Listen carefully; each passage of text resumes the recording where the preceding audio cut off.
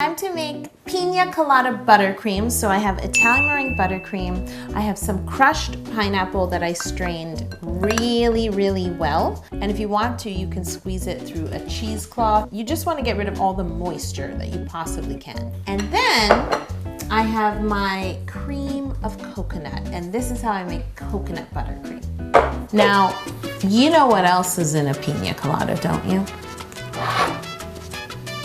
Rum.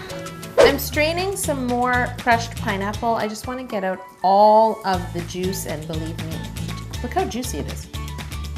Look how much juice is in there. And what I want to do is put it into this mini food processor and blend it, and then mix that into my buttercream.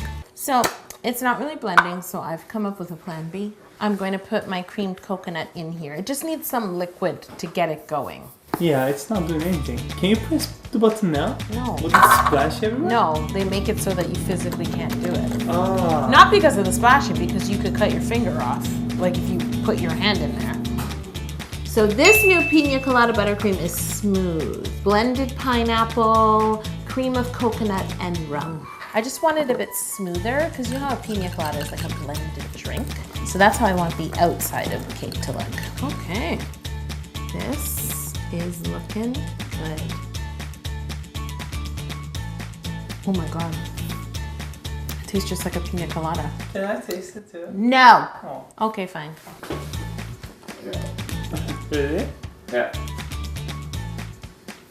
It tastes like a Pina Colada, right? And buttercream. Mm.